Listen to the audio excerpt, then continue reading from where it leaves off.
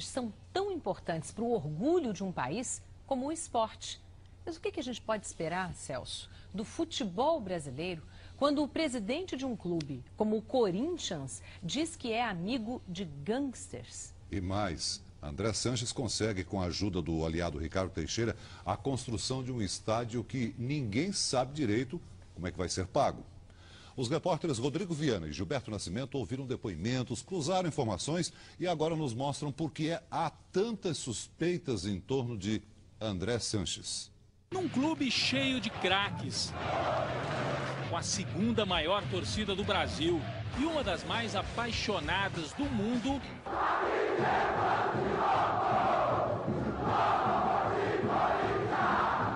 ele conseguiu ficar em evidência sem nunca calçar uma chuteira. Longe do gramado, na tribuna de honra, o presidente do Corinthians, André Sanches, não esconde o que deseja, sobretudo o que faz no futebol. Sou amigo do Ricardo Teixeira mesmo, sou amigo da Globo mesmo, apesar de ser gangster, sou amigo de não sei de quem, eu não tenho problema não. Agora, eu vejo meu clube.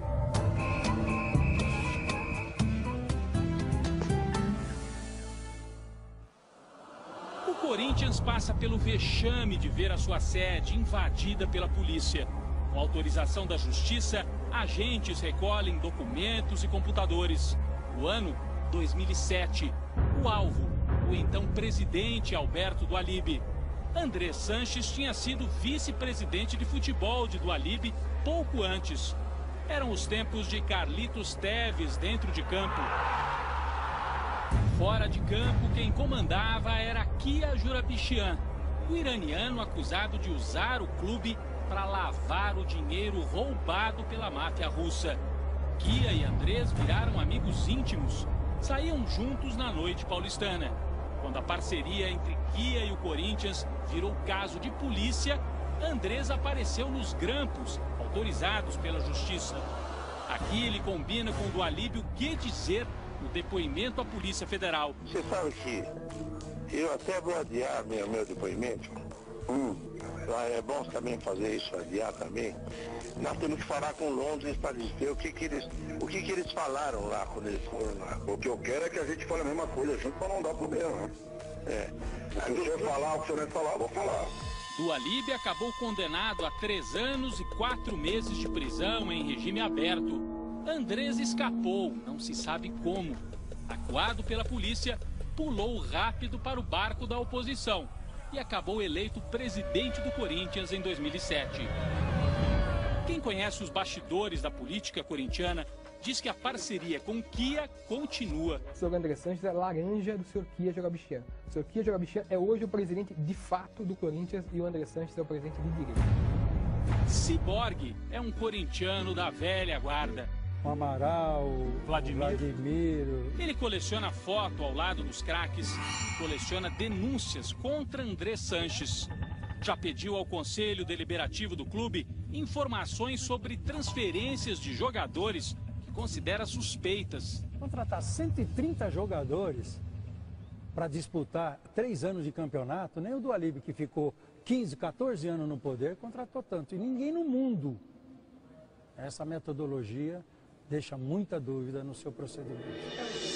O jornalista Paulo César Prado, que mantém um blog especializado em futebol, investiga negócios suspeitos feitos pelo Corinthians na gestão de André Sanches. Ele entrevistou Dimitris Tisalas, conhecido como Grego, que compra e vende jogadores e já fez vários negócios com o Corinthians. Paulinho transcreveu no blog o que o empresário teria contado. É realmente uma quadrilha, estão ganhando muito dinheiro. Não tem negócio feito no Corinthians que o Andrés não leve comissão. Não é à toa que o chamam de taxinha. Ele tem cópia dessas transações, ele me mostrou, eu vi cópia dos comprovantes de transferência, dos TEDs. O empresário também teria dito ao blogueiro que na compra de Souza, um atacante que marcou época pelos gols que não conseguia fazer, o Corinthians pagou 700 mil euros para um intermediário, Carlos Leite, que, segundo ele, redistribuía o dinheiro. Um dos beneficiários seria Wagner Martins Ramos. Wagner foi sócio de Andrés na Sol Embalagens Plásticas, como aparece nos documentos da Junta Comercial de São Paulo. Hoje a empresa está em nome de um primo de Andrés, José Sanches Oller. José, Wagner e Andrés têm uma vida empresarial movimentada. Os três, além de outros parentes de Andrés, estão ou já estiveram ligados a 43 empresas. Elas mudam frequentemente de nome e endereço. Algumas existem apenas assim, no letreiro. Nosso produtor pergunta por uma das empresas. A recepcionista diz que não há ninguém no momento que possa responder por ela naquele endereço. Outro exemplo, um escritório de advocacia em Alphaville, na Grande São Paulo, é a sede no papel de pelo menos 3 empresas, de Andrés, do primo e do amigo Wagner. Mas a recepcionista diz que ali é apenas um endereço para a correspondência.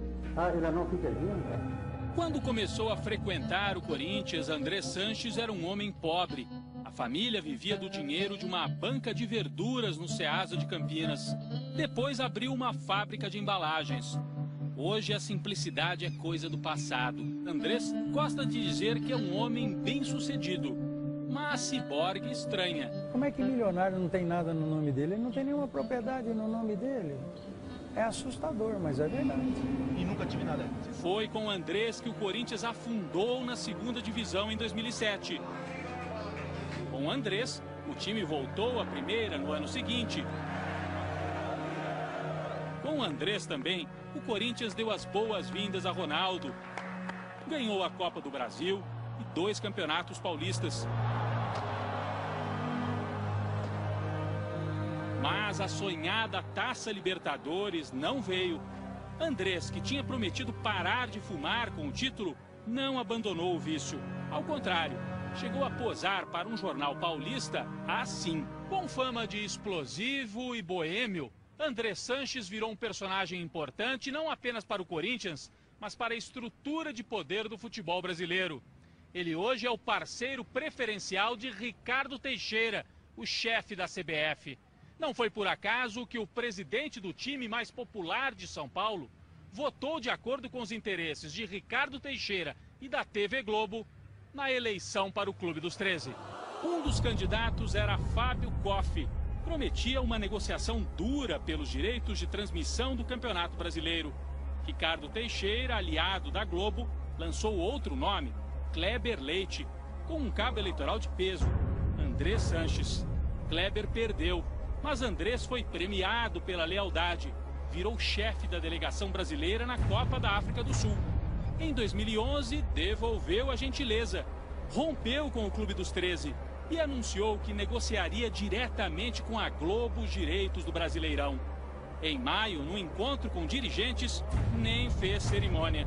Sou amigo do Ricardo Teixeira mesmo, sou amigo da Globo mesmo, apesar de ser gangster, sou amigo de não sei de quem. Eu não tenho problema não. Agora, eu vejo meu clube. A declaração pegou mal com os parceiros que foram tão generosos com o Corinthians, a ponto de oferecer ao clube a chance de realizar um velho sonho. Até 2 anos atrás, ninguém tinha dúvidas. Esse aqui seria o Estádio Paulista na Copa do Mundo de 2014. O São Paulo, dono do Morumbi, fez um primeiro projeto e, depois de receber várias instruções da FIFA, preparou um segundo desenho que previa até a cobertura do estádio. O custo total da reforma, 256 milhões de reais. O anúncio de que o Morumbi seria a sede da Copa virou foto na parede. Além de Lula, o próprio Andrés Sanches estava em campo no dia em que o estádio do São Paulo recebeu a chancela oficial. Isso foi em 2009. No ano seguinte, tudo mudou. O motivo? O São Paulo apoiou Fábio Koff para o Clube dos 13, irritando Ricardo Teixeira. A partir de então, o estádio do Tricolor passou a ser bombardeado pela CBF. O Comitê Brasileiro fez novas exigências, o que dobraria o custo da reforma. O São Paulo não aceitou e o Morumbi ficou fora da Copa. O Morumbi não ficou fora da Copa por nenhuma questão técnica de reforma. O Morumbi ficou fora da Copa por uma decisão política do presidente da CBF, que também é o presidente do comitê organizador local. No lugar do Morumbi, entrou Andrés Sanches, com o projeto da Arena do Timão. O custo, R$ 1 bilhão, 4 vezes a reforma do Morumbi. Porque a construção de novos estádios envolve valores maiores do que a reforma de um estádio já existente. A obra do novo estádio precisa de 420 milhões de dinheiro público, que viriam de incentivos fiscais da prefeitura, e mais 400 milhões de empréstimo do BNDES, também dinheiro público. Ainda assim, a conta só fecharia com mais 180 milhões de reais, que ninguém sabe de onde viriam. Veja como o contribuinte de São Paulo vai pagar essa conta, na reportagem de Emerson Ramos. Itaquera, zona leste de São Paulo, região onde vivem 530 mil pessoas. Os moradores reclamam da falta de investimentos públicos. Eu vejo que a saúde pública, o transporte público é um caos aqui, né? Tem mães que não podem trabalhar porque não tem vaga em creche. Professores para a escola que normalmente não tem, você vai lá na porta da escola, está cheio de aluno. Enquanto esperam por melhorias no bairro, os moradores acompanham de perto o projeto do estádio do Corinthians, que a FIFA e a CBF querem para a abertura do Mundial. As obras começaram em ritmo lento e a demora fez São Paulo ser descartada como uma das sedes da Copa das Confederações em 2013. Sob a ameaça de ver a cidade perder também a chance de ter a abertura da Copa do Mundo em 2014, a prefeitura decidiu dar uma ajuda ao Corinthians. Para garantir a construção do estádio, aceita abrir mão de até 420 milhões de reais em impostos. Veja só o que o prefeito Gilberto Kassab disse em junho do ano passado. Ficaremos muito felizes se pudermos fazer a abertura da Copa aqui na cidade de São Paulo, mas jamais à custa de investimentos de recursos públicos num projeto que não é prioridade para a Prefeitura de São Paulo. Agora mudou de ideia. O projeto foi enviado para a Câmara Municipal.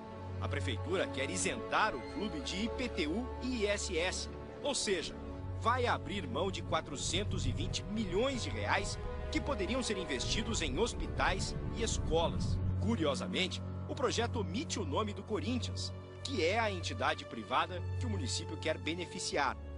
Para este jurista, a proposta desrespeita a Constituição. Eu considero que o projeto é inconstitucional. Ele vai se verter dinheiro público no estádio privado. Este presidente de uma organização não governamental que fiscaliza gastos públicos diz que dar isenção fiscal é usar dinheiro público. E aquele que às vezes não tem transporte adequado, vai num posto de saúde, não tem médico, não pode saber que o dinheiro que poderia estar resolvendo isso está indo lá no futebol. Este vereador diz que vai votar contra o projeto. Para você ter uma ideia, com 420 milhões, eu consigo construir 840 escolas de educação infantil para atender em cada uma delas cerca de 240 crianças. Devia investir nas coisas que está faltando, né? Estado do Corinthians, pelo amor de Deus, né? Eu pago imposto, todo mundo tem que pagar imposto. Todo mundo tem, não é porque o Corinthians é o Corinthians, a Portuguesa é a Portuguesa, o Palmeiras é o Palmeiras, tem que cobrar. O uso de dinheiro público é mais um capítulo na polêmica construção do estádio do Corinthians. Até a empreiteira já desconfiou da viabilidade da obra, como mostra Rodrigo Viana.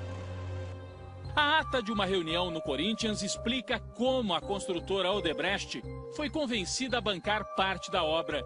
Segundo o diretor de marketing do clube, Luiz Paulo Rosenberg, a empresa concluiu que poderia lucrar com as obras no entorno do estádio.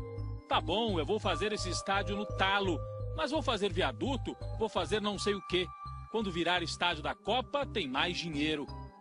O mesmo diretor usou uma comparação infeliz para convencer os conselheiros de que o estádio seria lucrativo. Tem uma taxa de retorno de cocaína e de prostituição. Nada mais tem uma taxa de retorno de 40%, disse Rosenberg. Polêmicas à parte, o presidente do Corinthians, André Sanches, entrega o cargo no fim desse ano e se considera um vitorioso. O presidente do Corinthians acredita claramente que, ao apoiar incondicionalmente a CBF, vai agregar vantagens que ele diz que são em favor do clube.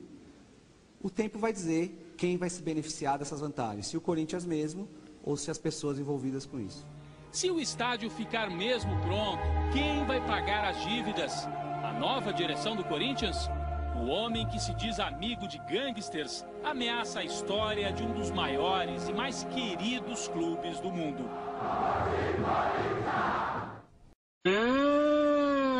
Boió.